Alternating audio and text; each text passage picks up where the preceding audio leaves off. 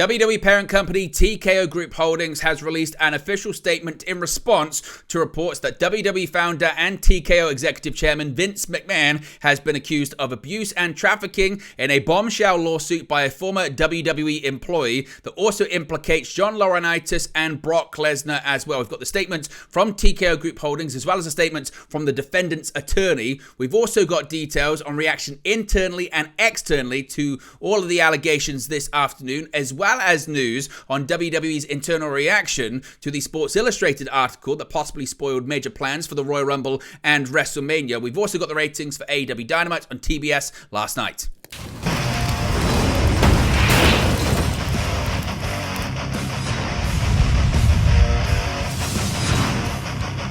Hey guys, welcome back to Wrestling News 365. Hope everyone is doing very well. As always, there are plenty of news stories to get into in the world of professional wrestling. And obviously today, dominating the headlines is this bombshell lawsuit facing WWE founder and TKO executive chairman Vince McMahon. Now, we covered this in great detail in a video earlier on today from the article from the Wall Street Journal. They were the first to break the news, and the actual official lawsuit is out there for you to read in entirety. Once again, trigger warning, because a lot of the allegations are incredibly graphic, and viewer discretion is certainly advised, because some of the leaked messages or messages that have been named in this lawsuit are pretty tough reading, certainly. But if you're not familiar with the story today, a former employee of WWE has sued founder Vince McMahon, alleging he abused and sexually exploited her when he was the CEO of the wrestling entertainment company, and that McMahon allegedly trafficked her to other men as a pawn to secure talent deals with prospective wrestlers the company was recruiting.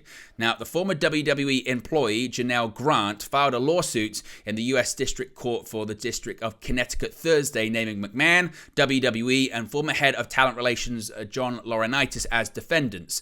Now, the lawsuit, once again, alleges McMahon, Laurinaitis, and WWE violated the Trafficking Victims Prevention Act and includes claims of civil battery and intentional infliction of emotional distress in relation to years-long sexual and emotional abuse Grant said she endured as an employee of WWE.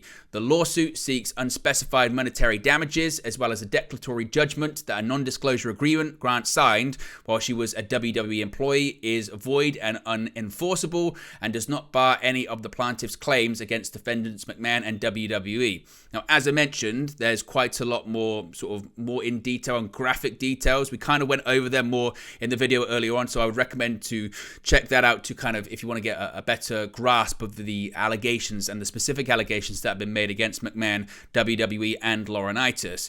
Now, according to a new report from Variety, representatives for WWE and Vince McMahon himself did not immediately respond to a request for comment, but interestingly, a spokesperson for TKO Group Holdings, which is the parent company of WWE and UFC, have actually released a statement. This goes to Variety. We can get it up on the screen right there. It says, quote, "Mr. McMahon does not control TKO, nor does he oversee the day-to-day operations of WWE.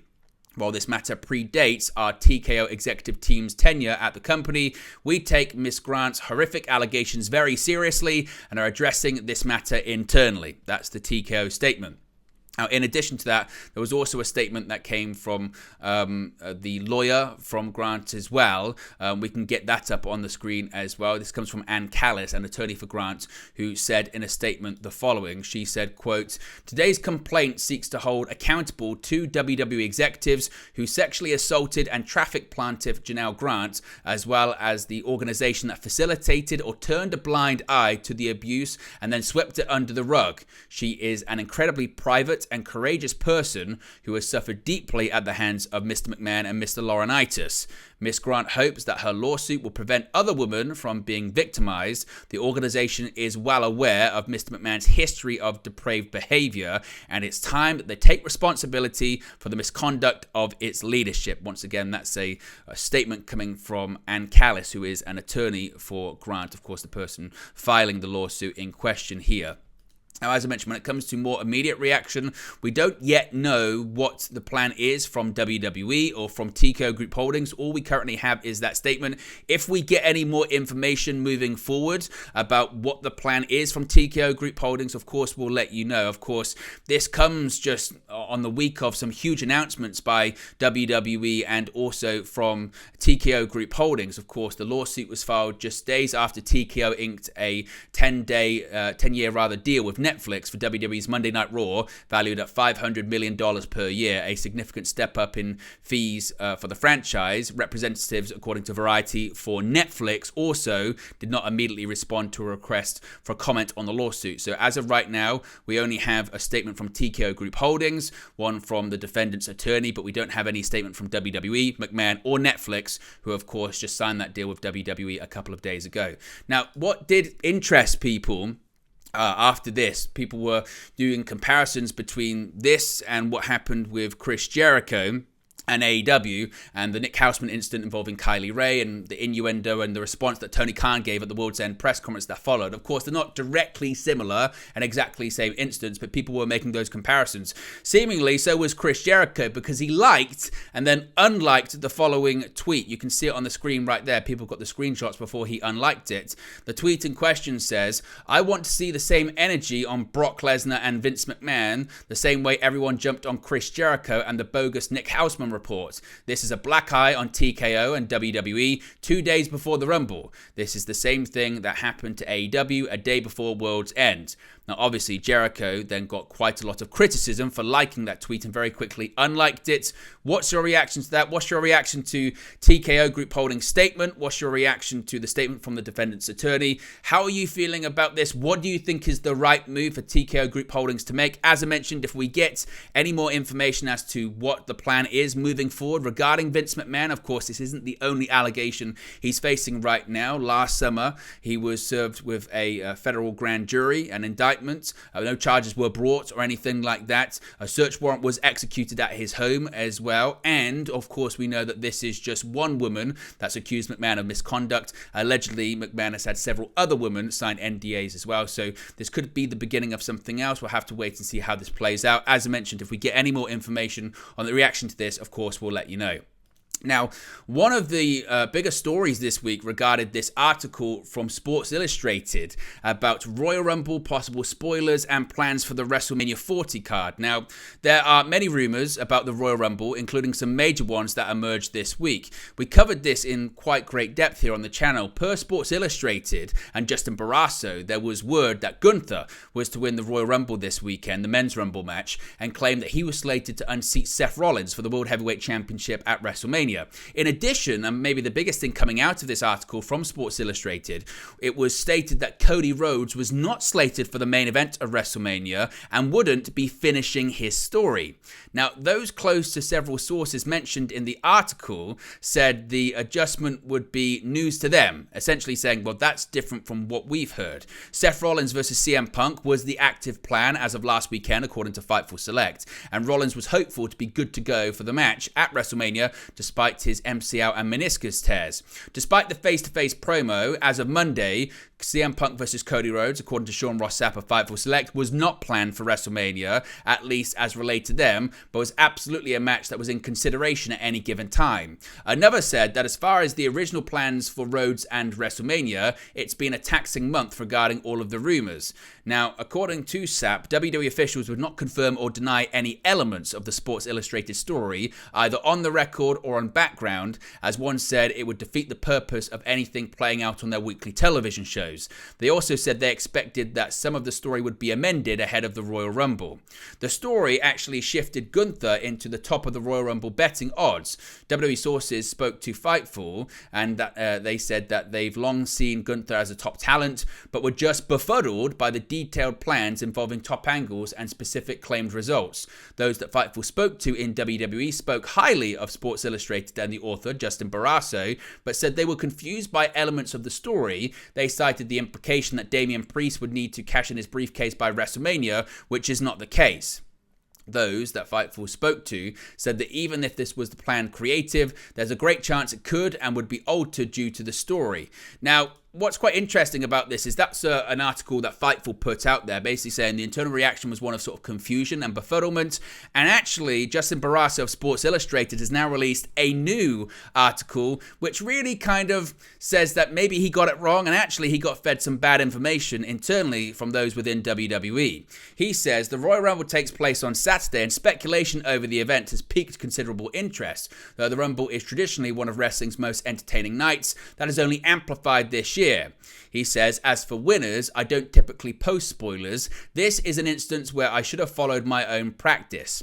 I reported spoilers for Sports Illustrated yesterday regarding the Royal Rumble and WrestleMania 40. I reported what was detailed to me by previously reliable sources. It appears this was a deliberate attempt at misinformation, or misinformation that is being spread through WWE itself.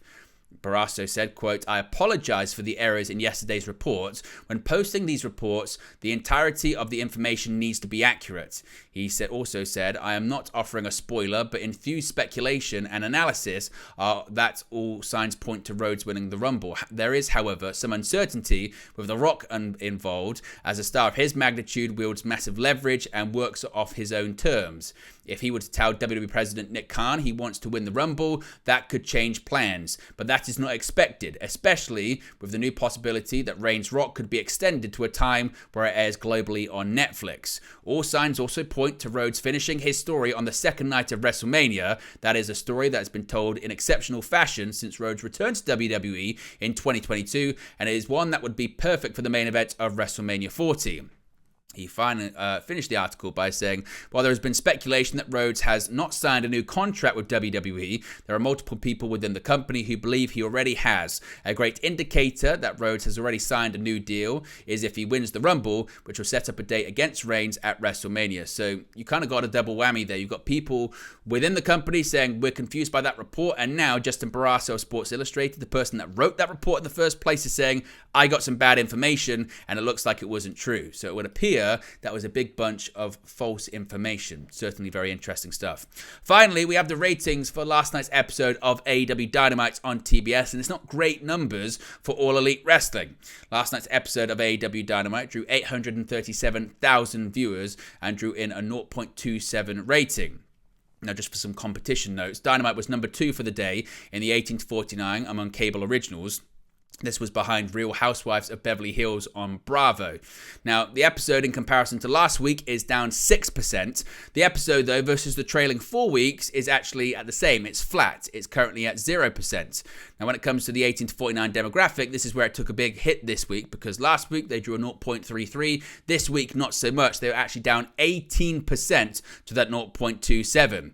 Now, this episode versus the trailing 4 weeks in terms of the 18 to 49 demographic is also down 9% as well. In terms of year upon year as well, the average for January 2024 versus January 2023 is down 6%, and the current Q1 18 to 49 average versus the Q1 average of last year is also down 6% as well. So in terms of year upon year, this month it's down 6%. In terms of the quarter, it's down 6% as well. So not great numbers when it comes to AEW Dynamite on TBS this week. Once again, you can see right there the quarter hour ratings as well, courtesy of WrestleNomics. Shout out to them. So be sure to subscribe to their Patreon. Be sure to check out their website and follow WrestleNomics and Brandon Thurston on social media. And as you can see, as always, AEW did have a strong lead-in, meaning that the first quarter hour was viewed by over 1 million people. But then the story was essentially, as the show went on, it gradually tailed off more and more and more. It picked up slightly for the main event involving Adam Copeland versus Minoru Suzuki, but actually when it went into the overrun, it really took a big dive, dropping down to close to 700,000 viewers. And again,